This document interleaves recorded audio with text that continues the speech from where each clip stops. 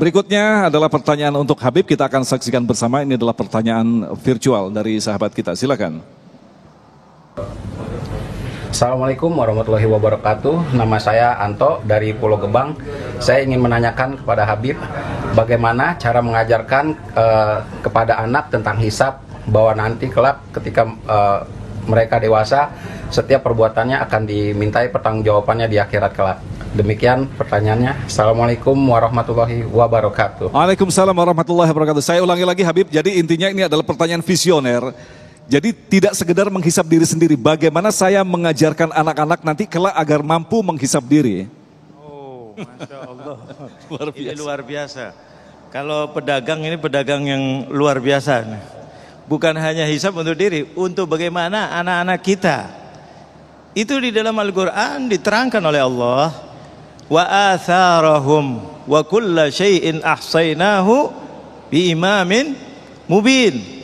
Subhanallah, Allah mengatakan akan hisab manusia dan apa yang ditinggalkan. Nah, ini salah satunya adalah yang paling ditinggalkan adalah anak-anak. Bagaimana caranya untuk anak-anak bisa menghisab dirinya nanti? Ya, kurang lebih begitu.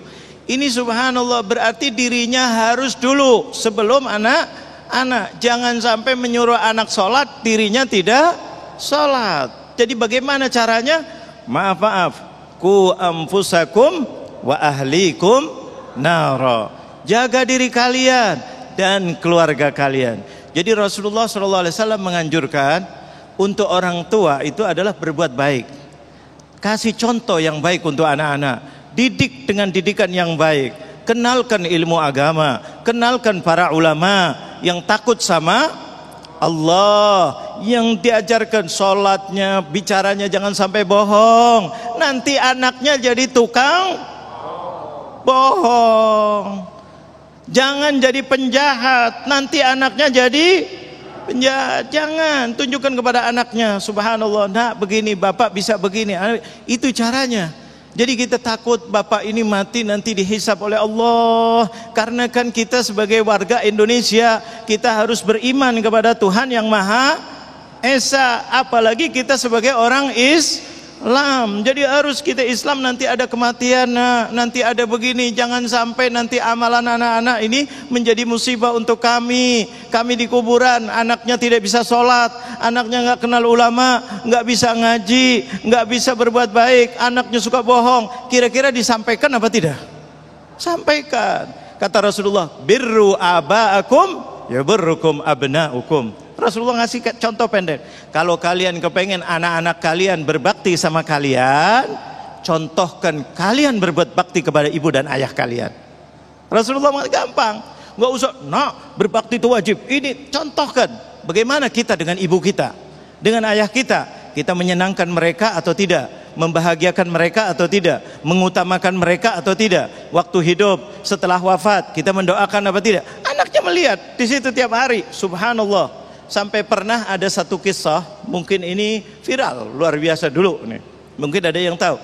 Ada satu orang bapak jahat sama bapaknya. Dia punya anak kecil. Anaknya liatin bapaknya makan. Bapaknya sudah sakit, nggak bisa makan. Dipaksakan, diinikan, diitukan, dimarahin. Bapak kamu sudah ini harus begini. Tenang, akhirnya dikasih tempat karena kotor. Maaf, sudah umur. Dia kotor di mana-mana, akhirnya dipaksa duduk di sini, kasih kain khusus, tidak boleh kemana-mana, mau diikat. Anaknya lihat aja, sudah lihat, anaknya keluar, tiba-tiba bawa satu kain, kemudian lagi gunting-gunting. Nak, buat apa nak? Katanya gunting. Buat saya persiapan untuk nanti kalau bapak sudah tua. Coba, kenapa? Enggak dengan omongan diajarin, tapi melihat perilaku orang tuanya terhadap orang tuanya bagaimana. Itu yang diikutin.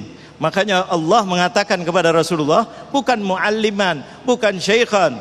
Laqad kana lakum fi Rasulillahi uswatun hasanah. Uswah, contoh bagaimana sholatnya Rasulullah, bagaimana ininya. Nah, ini kalau kita kepengin anak-anak kita nanti bisa menghisab diri kalau nanti wafat, kita selalu bicara Nah, ya Allah umur sudah berapa, doa, berbuat baik, doakan orang tuanya, pesan wasiat kata Rasulullah, jangan lupa sama anaknya, keluarga, kalau bapak meninggal begini. Jadi anaknya nanti teringat kepada akhirat. Ini mudah-mudahan bermanfaat bagi kita. Masya Allah, jawaban yang sangat lengkap sekali. Baik.